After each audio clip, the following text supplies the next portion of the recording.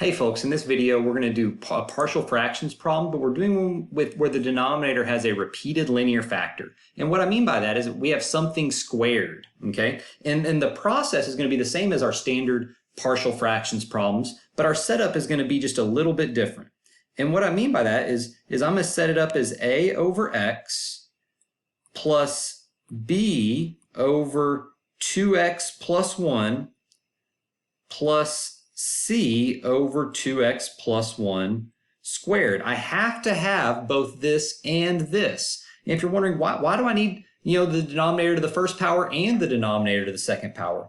My best explanation, I'll kind of come down here and talk about it in this little box.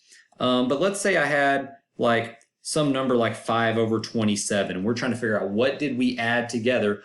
What were the fractions that we added together to get 27? Well, there's a lot of things that could have combined if that denominator is 27. We could have had something over 3 plus something over 9 plus something over 27.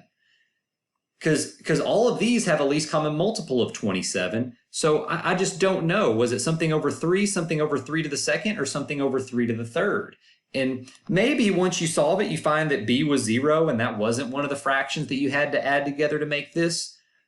But it might have been. And because it might have been, we have to account for that in our initial setup of the problem. So that's kind of why my best explanation for why we set it up that way.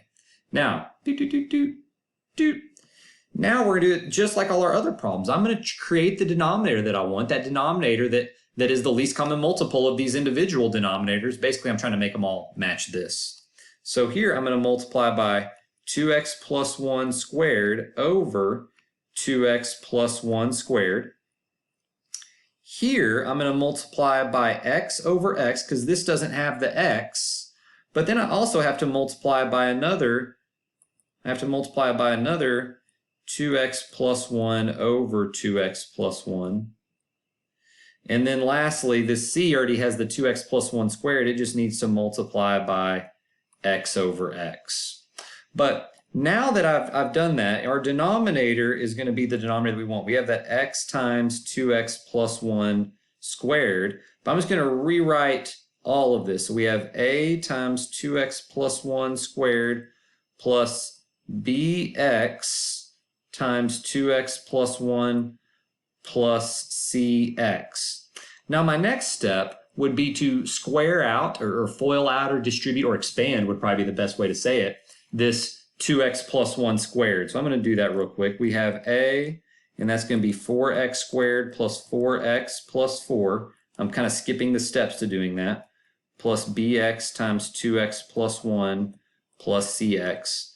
And I'm going to, once again, copy down my denominator. And then my next step is I'm going to distribute the a into this parentheses. I'm going to distribute my bx into this parentheses, and then cx is just going to hang out over there.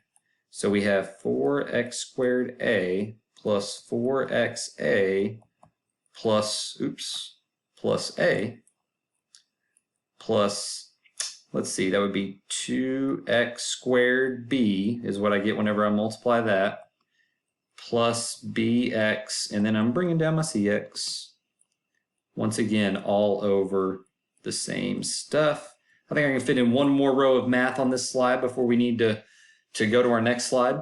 What I'm going to do next is I need to group all of my like terms. So for example, all of my quadratic terms, I'm going to group and I'm going to put them together. And then all of my linear terms, which are the terms with x, I'm going to group and put those together.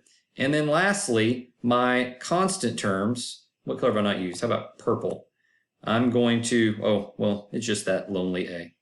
So I have 4x squared a plus 2x squared b, and then I'm going to copy down my linear terms, plus 4xa plus bx plus cx, and then lastly plus a.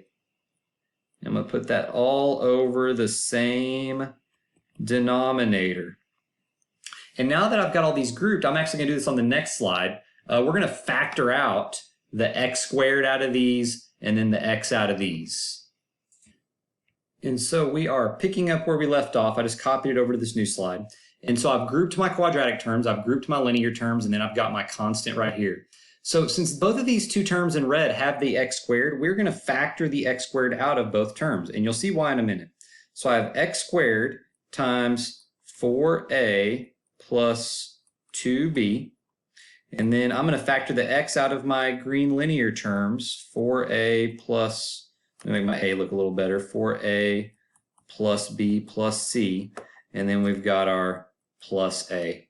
Once again, still all over stuff.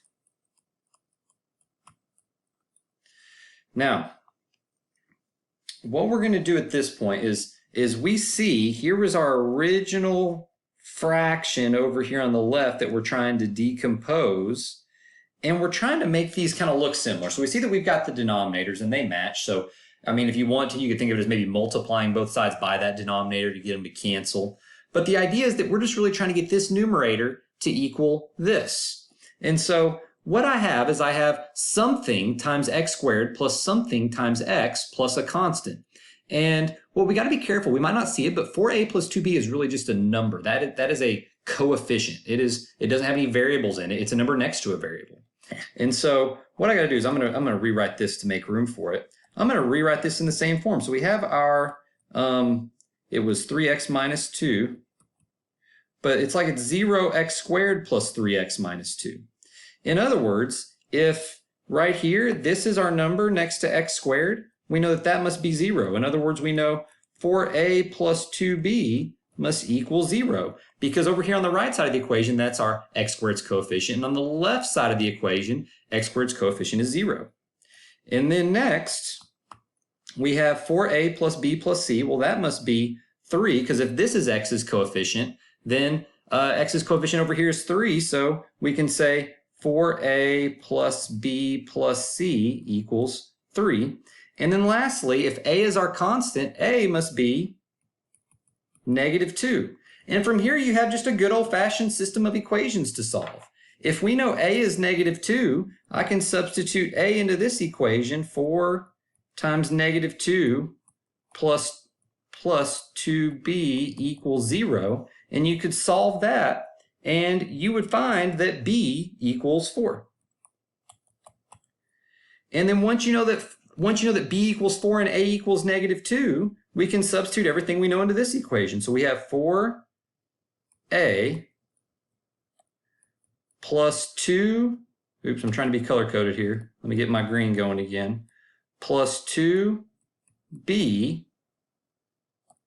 plus c equals 3. And once you solve that, you find that c equals 7. Now, once again, don't lose sight of what we're doing. We found a is negative 2, b is 4, and c is 7, but we need to revisit what we were actually doing. If we come back to our original question, and I'm going to maybe go back to our previous slide to do that, what we said is we're trying to break this into fractions that take the form of a over x plus b over 2x plus 1 plus c over 2x plus 1 squared.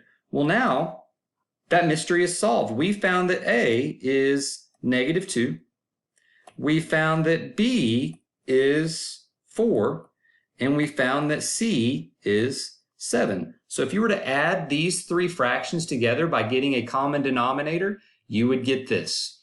The main thing in this type of problem is when you have the repeated linear factor, when you have something squared, when you're setting up your original problem, you have to include that to the first power and that to the second power. If it was to the third power, we'd have to include that as well. That's the only difference between this and a standard partial fractions problem.